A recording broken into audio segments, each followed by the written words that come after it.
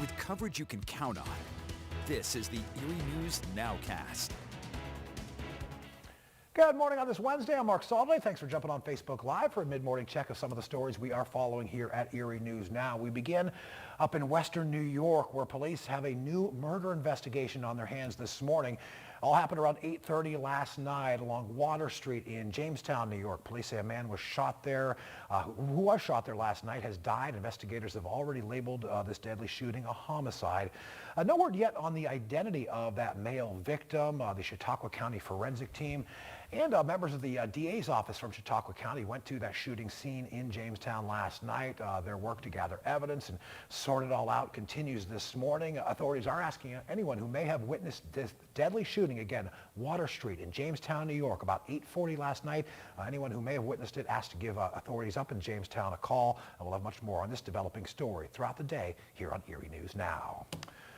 Well, the January 6th Select Committee has voted to recommend contempt charges for ex-Donald Trump advisor Steve Bannon. The House committee voting unanimously to send that report on to members of the House, where if it passes, the U.S. Attorney's Office in Washington will decide whether to press charges. Now, this vote comes after Bannon's attorney sent a letter to that committee indicating that his client just wouldn't comply with their subpoenas. The panel claims Bannon has important information that could help in that ongoing investigation. Now, if convicted of contempt of Congress, Bannon could face up to a year in prison. Clock's ticking this morning for faculty and staff at Penn State Behrend University to get vaccinated against COVID-19. They now have until early December. That's as Penn State University expands its vaccine mandate to 6 of its branch campuses, including Behrend. So faculty and staff there are going to have to be fully vaccinated by December 8th. It's a requirement now for any Penn State campus where work's being done under federal contracts. And this one applies to all Behrend employees, including part-time faculty members and graduate and undergraduate students who work on the Behrend campus. According to Penn State's website, 82% of Behrend's workers, 76% of its students are already vaccinated. Well, after a long time, a lot of money, the work to restore downtown Erie's historic Warner Theater, it is heading down the home stretch. And on Monday, you could call it a sign that that work is, in fact, winding down. Crews are working to install a brand new lighted marquee above the Warner's front entrance. It's $750,000 worth of lighted signage there, just part of the $27 million effort to revamp that 90-year-old Warner Theater inside and out. The first scheduled event for the reopened Warner, an Erie Philharmonic concert, is currently slated for December 4th, but at this point, theater officials say they're not sure if the theater itself will be ready in time. Well, we talked about the backing up of the supply chain nationwide. Shipping containers at California ports are now spilling over into some nearby California neighborhoods. Check it out. People in Los Angeles County say truckers are stacking up those containers on some of the side streets near the ports, creating a traffic hazard. One truck even crushed a parked car near the Los Angeles, California port. Fortunately there, nobody was hurt. The owner of the trucking company that's responsible for it says all the area warehouses are full, so there's just nowhere else to take these shipping containers. On the water, meantime, port officials say they are trying to get that cargo moved as quickly as possible, but yeah, dozens of container ships are still waiting off the California coast. Well, meantime, places like the Second Harvest Food Bank, they typically see an increase in demand for that food as we get closer to the holiday season. And that is once again the case here in 2021. Erie News Now's Elena Jonathan has the story. The holidays are right around the corner, and for the Second Harvest Food Bank, they serve 11 counties throughout the state. Now for the 21st year in a row, partnering with Erie News Now, they're holding food drive sites in surrounding counties.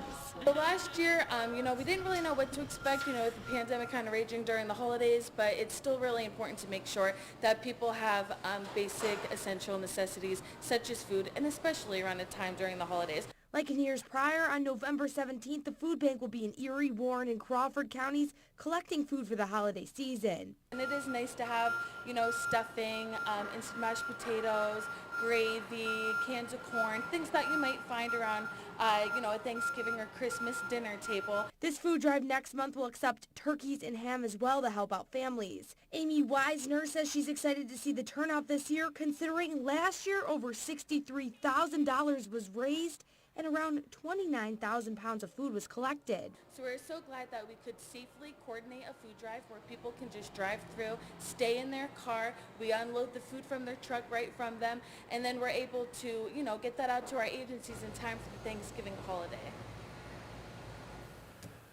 Arlene and Jonathan reporting there. And again, the drive-through holiday food drive coming up November 17th. All right, David, looks like we've got a little sunshine shining down on the peninsula this morning. Yeah, and temperatures are moving on up. We're pretty close to 60 degrees right now. And yeah, it is a pretty nice looking day out there. Some waves coming on in. Plenty of sunshine out there out over Mill Creek right now.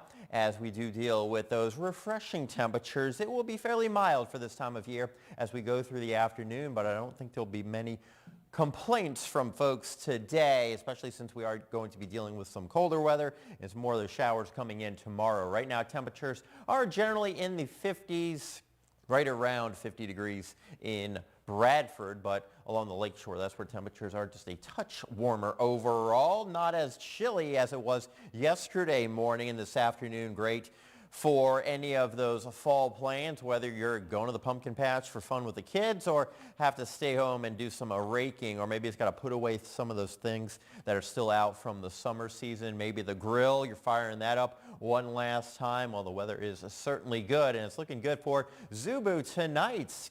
We start things at 6 p.m. and we continue right on into the early evening hours. And temperatures, yeah, not too bad overall. You know, sometimes you really have to layer up the kids, but that's pretty comfortable, especially since they do wear those costumes. I mean, the costumes in general can keep them warm, but it also kind of depends on exactly what your kid is. Right now, we are looking at Doppler Max, and we will keep things nice and dry for today. You'll notice some clouds out there during the afternoon, some high clouds coming in ahead of our next weather maker. That could bring us an overnight shower or two, maybe some early activity to start off your Thursday, but a better chance for some of those maybe heavier rainmakers, some gusty winds as we get later on into the afternoon towards the early evening hours. Colder air coming on in with that northwesterly flow, and we're still hanging on to a couple of early morning showers on Friday.